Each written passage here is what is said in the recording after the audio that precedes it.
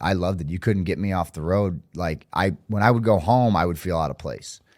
Yeah. My girlfriend at the time, I just remember feeling bad for her because I was like, I felt so like foreign when I was home. It just wasn't comfortable. By the next day, like the first day I was like, I'm home. By the next day I was like, all right, gotta go. What's the next thing? He's Rey Mysterio's kid. Like he's the same thing. Like people think he's getting handed everything, being Rey's kid. And like, it's so easy to want to hate nepotistic jerks, right? Yeah. And so like, it's insane. There was one with Becky actually, and we ended up, this person finally figured out that they were being catfished or something. They showed up in the front row of a show and brought this Ziploc bag of gift cards that they had sent, because what they'll do is they'll buy them and they'll scratch the codes off and then just send the codes via whatever, via text.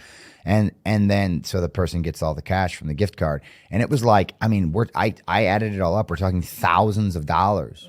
Thousands of dollars that they had given to Becky for her brother in the hospital or something like that. Or like, it was wild. So basically this guy had been catfished by somebody, pretending to be me, asking for money for whatever crises they were going through. And this guy had given him some money. And he had reached his breaking point. So we're in Brooklyn. And he jumps. I finished a match with Finn Balor, and I'm coming to the back, and I'm walking up the ramp like I always do. And our floor camera there in the aisle, his name's Stewie, and he's just following me like he always does. And then like, it happened instantly to me, like because I'm not even thinking like, oh, somebody's gonna come out of the audience. I don't know any other way to describe it. It's like its own space, man. Do you find a little bit of solace in your family life? Oh yeah. Yeah, I never thought I would want to have kids, really. And I mentioned earlier the schedule I had when I was in my mid-20s. No time. I was great girls. They were great people, but it is what it is, And I was too focused on myself. If I'm being fair, if I'm being truly honest, it wasn't them. It's not you, it's me. It was me. I've never heard of that in my life. Well, that's because you're from Davenport, Iowa. Hey, Iowa. You know all about Davenport. You've been there. I learned about Davenport. Mike wasn't even sure people from Iowa existed. You're the first evidence I have that Iowa is actually a place. Oh, okay. Because I know that I've heard of it, and I know that they have corn there. Yes, corn. I tried. I'm pitching them individually, and here's why I'm not. Maybe you convinced one. It just starts with one, man. Honestly, I'm a fucking wanker. Whatever. That thing between you and Riddle. What about him? Got pretty nasty in one of the clips I saw.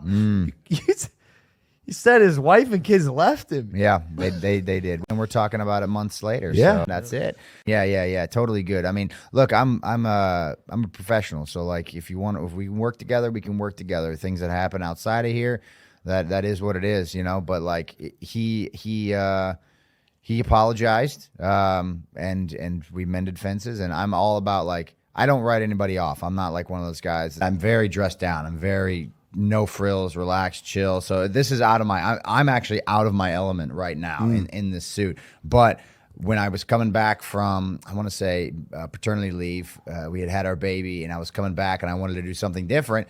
She was like, why don't you try this? And so I hit him up, and the suit started coming, and then it turned into whatever it is now. It's this monstrosity of, I mean, you were there at WrestleMania.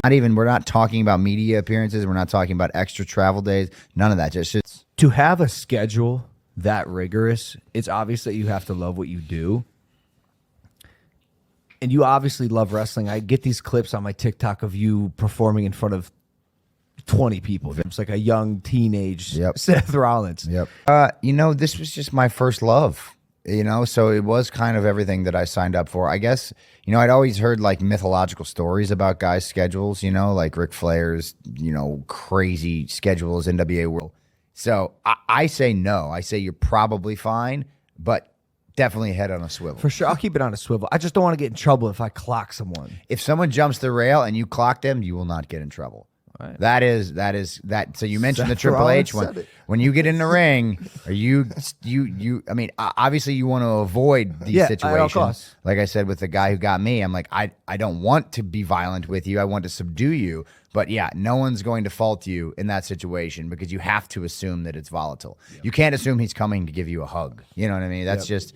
You might get your first dub. Yeah. That was low. None of that. That's just matches. So I was on the road like nonstop. I could have just there were some weeks where it was pointless to go home. It was like, why am I going home for 6 hours to unpack my bag and repack it and then just go out again? It was nuts.